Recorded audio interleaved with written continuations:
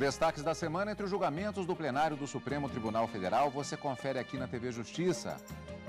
É o Plenárias que está começando agora.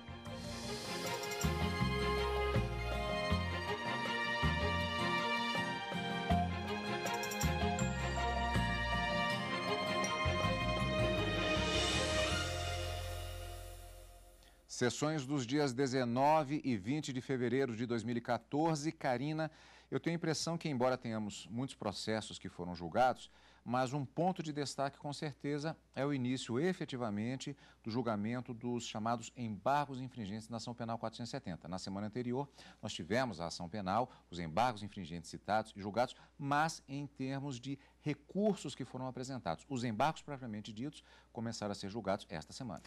Na semana passada, o que veio a plenário foram agravos regimentais contra a decisão do ministro Joaquim Barbosa, que não teria conhecido desses embargos infringentes, reafirmando a tese que o Supremo já decidiu, por maioria, de que para a apresentação desses chamados embargos infringentes, da forma como prevista no regimento interno do Supremo Tribunal Federal, são necessários pelo menos 4 votos favoráveis ao réu, ou seja, 4 votos pela absolvição.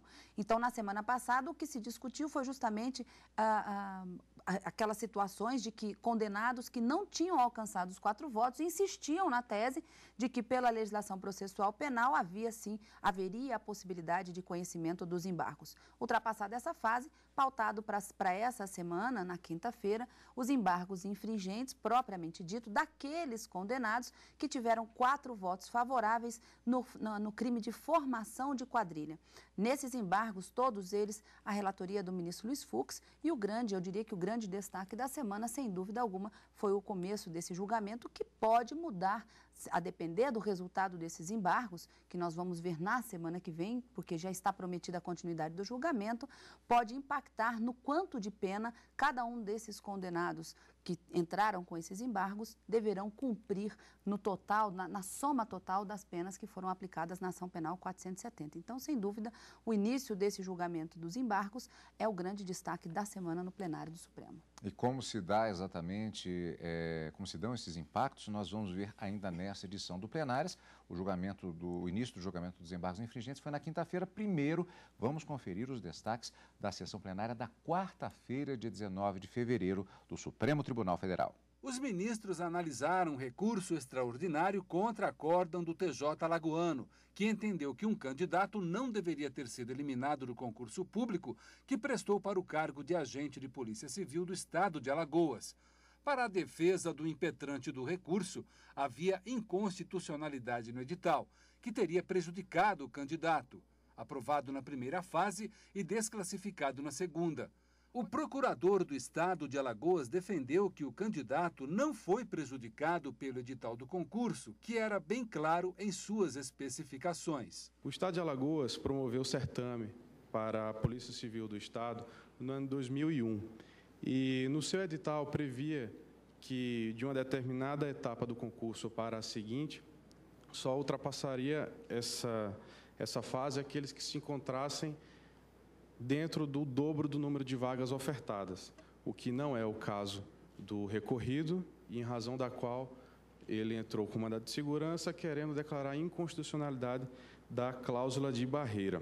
O advogado do candidato alegou que muitos concursos públicos não têm critérios bem definidos. O que nós temos percebido é que falta na regulamentação e o regime jurídico dos concursos públicos está sendo implementado via jurisprudência, via entendimento jurisprudencial, e não permite, na perspectiva subjetiva dos candidatos, o controle, ministro Celso de Mello, do iter cognitivo valorativo adotado pelo Estado para o estabelecimento desses critérios em concurso público. Com base na cláusula de barreira que determina a eliminação do candidato que não teve bom desempenho no concurso ou em alguma de suas fases, o relator, ministro Gilmar Mendes, votou pelo provimento do recurso.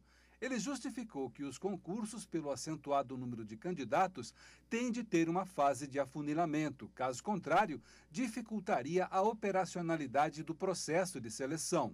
O denominado afunilamento de candidatos no decorrer das fases do concurso viabiliza a investidura em cargo público com aprovação em concurso de provas ou de provas e títulos, obedecendo aos princípios da legalidade, impessoalidade, moralidade, publicidade e eficiência. Na petição inicial do mandado de segurança, o impetrante pondera que a não participação do candidato em alguma etapa ou fase do certame impossibilita sua nomeação e lhe nega o direito de obter título que poderia ser aproveitado em outro concurso que venha a participar. Entretanto, cabe frisar que, embora a aprovação em concurso público possa ser aceita como título em alguns editais, em alguns concursos, o objetivo principal do concurso não é o fornecimento de titulação aos seus participantes, mas o preenchimento de vagas existentes no serviço público pelos candidatos, né, com maior qualificação, atendendo assim às necessidades da administração. Nesse ponto, observa ainda que as cláusulas de barreira, desde que fundadas em critérios de discriminação adequados, como analisado, além de não infringir o princípio da igualdade, são imprescindíveis para a viabilização do próprio concurso, a sua operacionalização, a sua funcionalidade.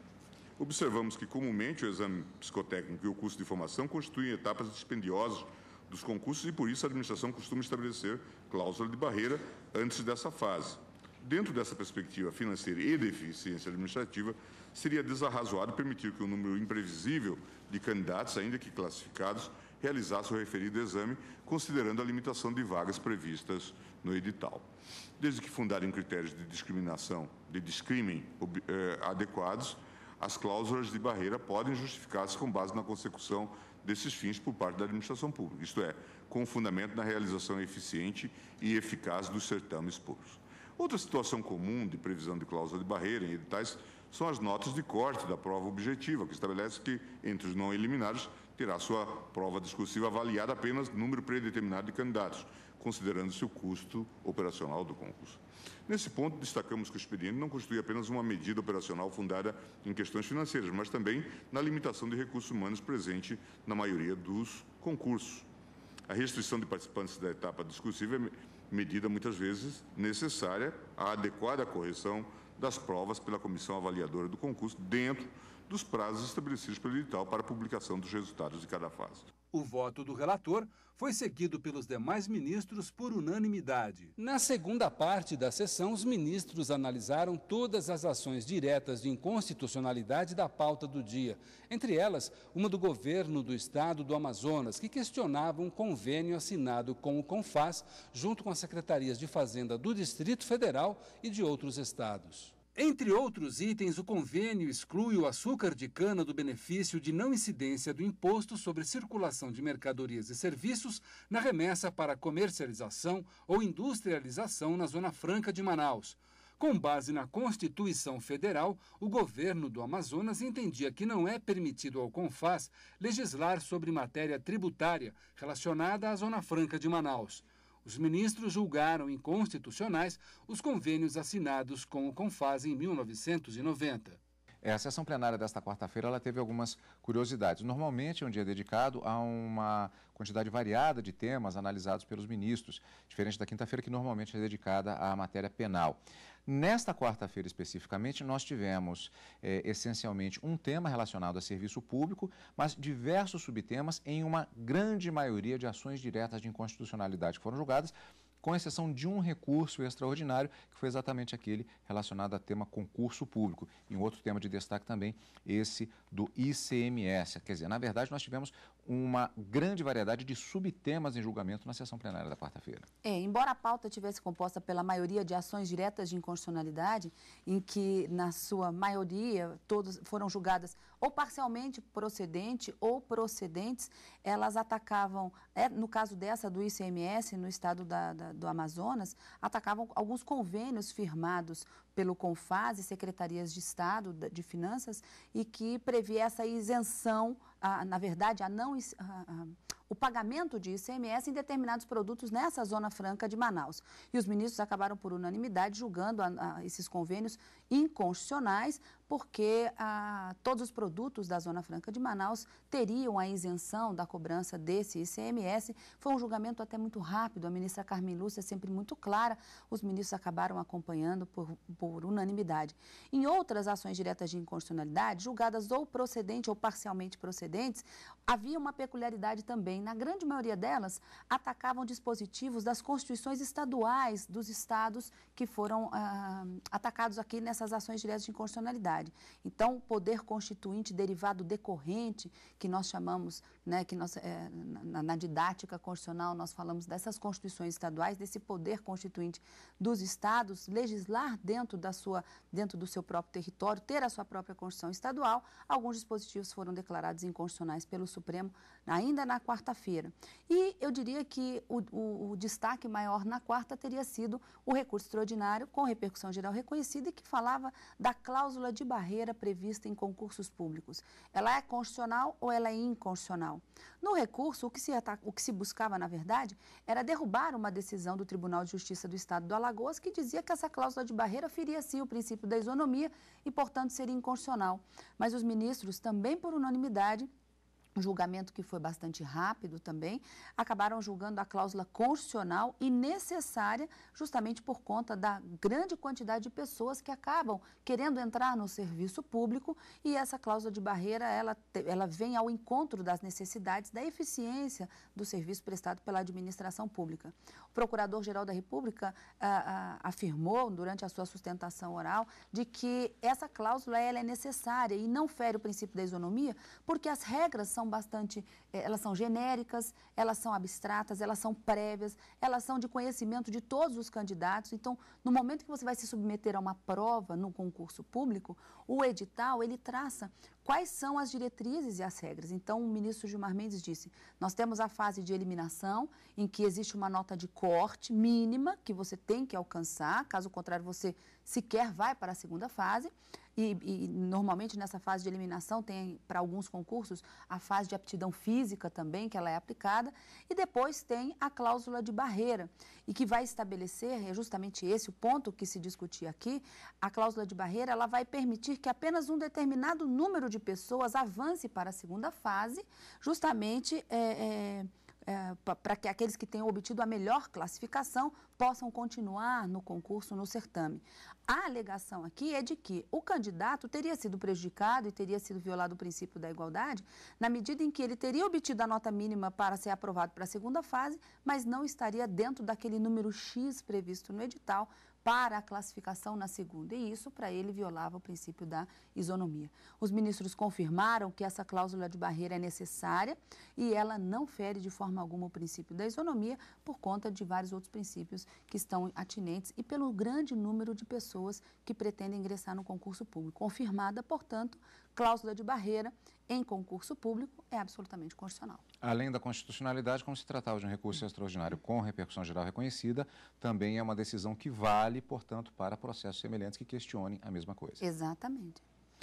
Destaque, portanto, da sessão plenária desta quarta-feira. Vamos agora para a sessão da quinta-feira, dia 20 de fevereiro de 2014. O plenário do Supremo Tribunal Federal começou a julgar naquela sessão os embargos infringentes de 5 condenados na ação penal 470. Os advogados pediram a absolvição quanto ao crime de formação de quadrilha. Já o Procurador-Geral da República argumentou que as provas foram suficientes, sim, para a condenação. No início da sessão, o ministro Luiz Fux, relator dos embargos infringentes da ação penal 470, sugeriu a leitura dos relatórios dos 5 recursos previstos na pauta do dia e que fossem feitas as sustentações dos advogados dos condenados. O relator propôs ainda que fossem julgados primeiro os recursos relativos aos crimes de formação de quadrilha. Obedecendo à regra de que os embargos infringentes têm como objeto de cognição da Corte a matéria objeto da divergência, nós temos aqui, basicamente, a discussão acerca do tema do crime de quadrilha, a sua tipificação à luz dos elementos enumerados pelo Código Penal. A Corte e os advogados concordaram com a proposta do ministro Luiz Fux e a sessão teve sequência com as sustentações dos advogados de defesa.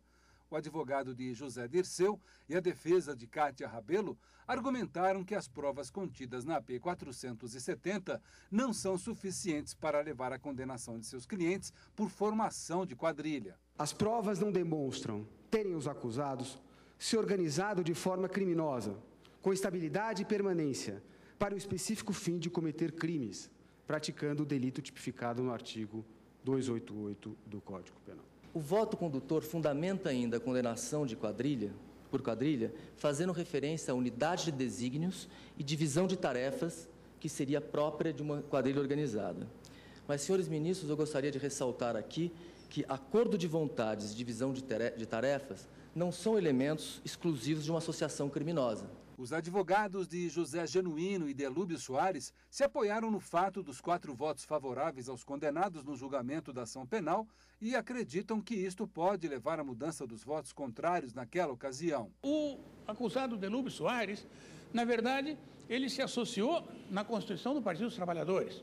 Se depois contou com a colaboração de Marcos Valério para viabilizar os recursos com os quais, segundo esta Corte, teria corrompido parlamentares, isto foi mera coautoria, isto foi mera coparticipação. O Procurador-Geral da República, Rodrigo Janot, fez a sustentação do Ministério Público contra cada um dos condenados e lembrou que nos autos são consistentes as provas que apontam a prática de crime de formação de quadrilha. Crime de quadrilha é crime formal que independeria até mesmo da prática de crimes subsequentes, bastando a organização permanente, organizada, com vistas à prática de delitos. Ao concluir, o Procurador-Geral da República acentuou que o Ministério Público Federal mantém o desprovimento dos recursos. O presidente do Supremo, o ministro Joaquim Barbosa, consultou os demais ministros e decidiu continuar o julgamento na próxima quarta-feira. Pois é, Karina, então, só reforçando, nós tivemos na sessão plenária desta quinta-feira a apresentação do relatório do ministro Luiz Fux nestes 5 embargos infringentes referentes ao crime de formação de quadrilha. Na sequência, as sustentações orais, incluindo também a apresentação dos argumentos no plenário do Procurador-Geral da República. E o que ficou, em termos de continuidade destes 5 processos, foi o voto do ministro relator e a continuação da votação dos embargos infringentes. Agora, existem outros embargos infringentes também referentes a outros crimes. Isso. Tudo isso, existe uma expectativa de desenvolvimento durante as sessões da próxima semana. O ministro Luiz Fux, ele sugeriu que os votos fossem proclamados na semana seguinte, em havendo a possibilidade, ou não sendo esgotados os temas, ou não sendo concluído o julgamento na quarta-feira, há uma expectativa de que na quinta esse julgamento ainda seja retomado. Mas nós teremos, acredito que até antes do Carnaval, considerando que na semana que vem nós já temos essa circunstância, nós tenhamos já uma confirmação da procedência ou improcedência desses embargos. E qual é a grande expectativa?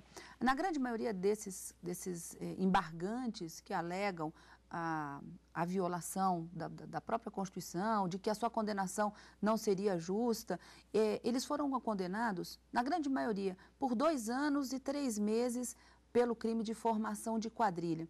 O que isso implica na prática? A redução da pena deles.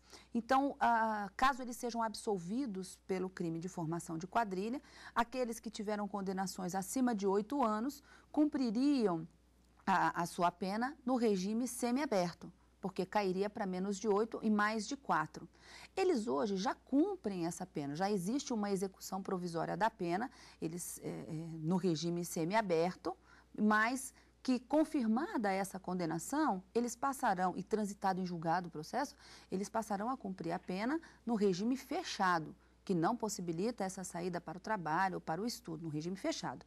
Então, para a defesa desses condenados, é absolutamente imprescindível que haja um êxito nesse julgamento para que esses 2 anos e 3 meses, 2 anos e 11 meses, sejam afastados da condenação para que eles possam continuar a cumprir a pena nesse regime semiaberto, já que parte da pena que já foi confirmada, já houve trânsito em julgado em relação aos outros crimes, corrupção ativa, corrupção passiva, peculato, lavagem de dinheiro, enfim, eles possam continuar a cumprir essa pena nesse regime semiaberto. Então, esse é o impacto da decisão do Supremo, que promete ser para a semana que vem, na quinta-feira, na votação acerca desses embargos infringentes. No máximo na quinta-feira, né? Porque no nós máximo temos, na quinta, exato. Inclusive, até uma sugestão que foi apresentada foi no sentido, e foi acatada pelo plenário, foi no sentido de que houvesse a convocação de uma sessão extraordinária na manhã da quinta-feira. Ou seja, o tema deve ser retomado, o julgamento deve ser retomado na sessão plenária da quarta-feira, já convocada a sessão plenária da quinta-feira pela manhã, tem sessão também plenária do Supremo Tribunal Federal na tarde da quinta-feira, normalmente está prevista. Se eles não conseguirem deslindar esse julgamento na sessão plenária da quarta, haveria então a confirmação da convocação da sessão plenária da quinta pela manhã, dando-se continuidade, portanto, ao julgamento, na expectativa de que antes mesmo do carnaval, do feriado de carnaval que teremos logo na semana seguinte, já haja um deslinde, um encerramento do julgamento destes embargos infringentes. Vamos acompanhar na próxima semana, você vai acompanhar ao vivo, inclusive, esses julgamentos aqui na TV Justiça, no Direto do Plenário, os destaques, claro, também no programa Plenárias, como em todos os nossos finais de semana. Então, portanto, já tem um encontro marcado nesse sentido na semana que vem, haja ou não sessão na parte da manhã da quinta-feira. Outro destaque da semana aqui no Supremo Tribunal Federal foi a primeira audiência pública promovida pelo Conselho Nacional de Justiça. Durante 2 dias, representantes dos mais variados segmentos do direito apresentaram propostas para melhorar a prestação de serviços na Justiça. O aperfeiçoamento legislativo voltado ao Poder Judiciário foi o tema da terça-feira, fechando o encontro. No começo da tarde, os expositores deram seguimento ao debate sobre o aperfeiçoamento legislativo voltado ao Poder Judiciário. As disparidades nos índices de desenvolvimento humano em regiões do Norte e Nordeste foram discutidas pelo vice-presidente da OAB do Ceará. Ele ressaltou que nesses estados mais pobres da federação está a maior taxa de congestionamento da justiça. São os estados, senhoras e senhores, mais pobres, com mais dificuldades, com menos estrutura, com a pior distribuição de renda, com maiores índices de violência e menor qualidade de educação e desenvolvimento humano. Esses locais clamam por justiça mais célere, portanto, carecem de uma atenção diferenciada na implementação das estratégias. A execução fiscal também foi tema de análise na audiência. Para o representante da Associação dos Procuradores do Estado de São Paulo, é necessário alterar os caminhos para diminuir o litígio na execução fiscal. É gravada com um grau de ineficiência muito alto, né? Podemos dizer, talvez, que o índice de recuperação da execução fiscal gira em torno de 2%. Mudanças também na execução fiscal foram defendidas pelo Procurador da Fazenda Nacional. 5 medidas, 2 administrativas, 2 legislativas e 1 de moralidade política, deveriam ser adotadas, segundo ele. O procurador também apontou dados sobre a demanda de ações, onde 6,8 milhões de processos judiciais de execução fiscal tramitaram em 2013. 6,8 milhões de processos judiciais, número consolidado de 2013. Porém, conta com 0,6 servidor de apoio por procurador da Fazenda Nacional. Virtualmente não temos carreira de apoio. Outro tema abordado foi a alteração no modelo atual da Justiça Eleitoral. A presidente do TRE do Rio Grande do Sul disse que em 8 décadas de atuação da Justiça Eleitoral, o país tem se tornado referência nos processos eleitorais. Levamos 2 horas para declarar os resultados das eleições que envolveram 130 milhões de eleitores no ano de 2012, a um custo inferior a R$1 por eleitor. Pela manhã, no começo da audiência pública do Conselho Nacional de Justiça, o advogado-geral da União, Luiz Inácio Lucena Adams, destacou as principais dificuldades da execução fiscal. Segundo ele, os processos são longos, pouco efetivos e a situação precisa ser mudada. Entre as alternativas para solucionar os problemas estão mudanças na lei de execução fiscal, conciliações e protestos de certidões da dívida ativa. Uma vez localizado o devedor, gasta-se 1 ano para localizar e penhorar algum bem. Dá uma ideia do que gasta-se de fato no âmbito do Poder Judiciário e também na administração pública, que se está associada a esse trabalho, para a realização e efetivação de uma cobrança, de um crédito que tem um princípio de legalidade e legitimidade já previsto, já admitido. Já o presidente da Ordem dos Advogados do Brasil defendeu a valorização dos magistrados, transparência e planejamento no judiciário. Ele acredita que para dar mais celeridade aos processos, seria ideal que os tribunais funcionassem em 2 turnos. A justiça tem que entender que o funcionamento em 2 turnos vai ao encontro de sua própria dignidade. É uma decisão do CNJ que apoiamos. Outras audiências públicas já têm perspectiva e data marcada para acontecer, inclusive sobre matérias que são afeitas ao plenário do Supremo Tribunal Federal. E você acompanha sempre aqui pela TV Justiça. Assim como na semana que vem, estaremos acompanhando, como sempre, os julgamentos do plenário do Supremo Tribunal Federal. Tanto no direto do plenário, quarta e quinta-feira ao vivo, e no final de semana com plenárias.